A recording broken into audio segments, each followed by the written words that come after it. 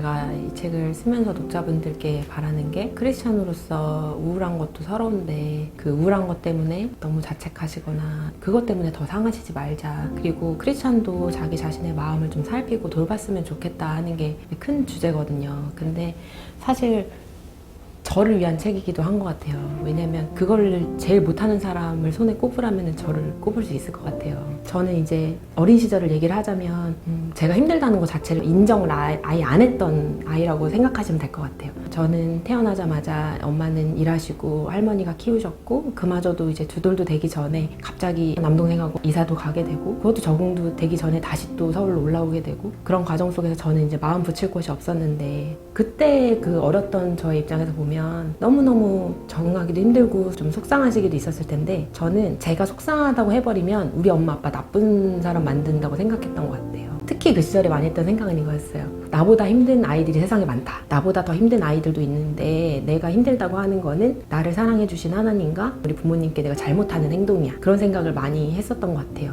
부모님께 멋진 딸로서 인정을 받아서 잘 지낼지 그게 저한테는 중요한 이슈였지 내가 힘들다는 거를 있는 그대로 부모님 앞에 가지고 가는 게 되게 힘들었던 것 같아요. 오히려 힘들면 힘들수록 부모님을 안심시켜드리는 착한 아이가 돼서 인정받는 걸로 제 마음에 공허함을 달래려고 했던 것 같아요. 근데 그러다 보니까 제가 정신과 의사가 되고 레지던트 수련을 받을 때 지도해주신 교수님께서 저한테 자네 부모님은 참 애를 쓰고 사셨는데 자네는 어린 시절에 마음을 못 붙이고 살았다 이런 얘기를 하시더라고요. 조금씩 이제 정신과 공부를 하면서 저 자신에 대해서 이해를 하게 되고 그러다가 둘째 임신을 해서 제가 전문의 시험을 치게 됐어요. 임신한 상태로 뭐 밤을 새서 공부를 하고 또 바로 예정돼 있던 대학병원 임상강사 일을 하게 됐거든요. 그러니까 쉼 없이 일을 하고 집에도 굉장히 늦게 들어오고 임신한 상태인데도 집에 오면 첫째한테 하루 종일 늦게 일하고 온 엄마가 미안하니까 임신한 티 안 내고 아이한테도 되게 잘 놀아주려고 애를 많이 썼죠. 근데 그러다가 심지어 제가 제 마음과 몸을 못 살핀 정도가 어느 정도였냐면 임신 7개월에 태동이 2주, 3주가 없었는데도 제가 눈치를 못 챘어요. 그러니까 지금 생각하면은 제 잘못이 아니다. 사람들이 이야기해도 계속 둘째한테 제가 미안한? 어떻게 임신한 엄마가 아이가 움직임이 2, 3주가 없는데도 몰랐을까. 그냥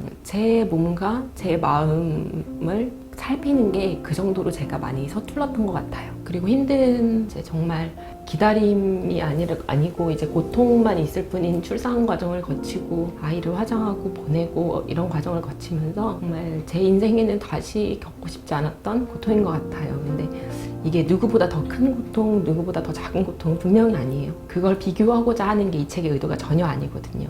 누구나 힘든 게 있고 있는 그대로 자기가 자기 마음을 인정하고 수용해주고 그러면서도 동시에 그 고통을 가진 채로 내가 이미 있는 것을 하면서 살자는 것이 제가 이야기하고 싶은 이야기거든요.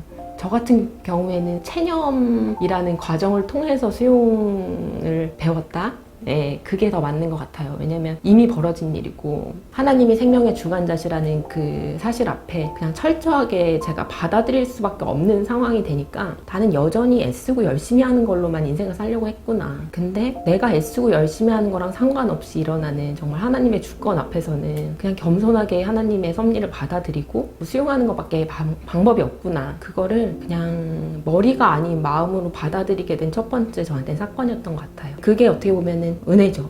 은혜고 이해는 되지 않는 일이지만 오히려 이해되지 않는 일 속에서 주신 감사한 일이고 고통이 없는 삶을 살고자 생각하면은 고통을 피하는 길로만 가야 되잖아요. 근데 그 고통을 있는 그대로 수용하고 인정하면서 같이 데리고 가는 거. 그렇다고 나는 전혀 고통스러운 게 아니야 라고 생각하면서 내 마음을 누르지 않고 있는 그대로 내 마음을 인정하면서 데리고 가는 거. 그 과정을 제가 지금 연습하고 있는 것 같아요.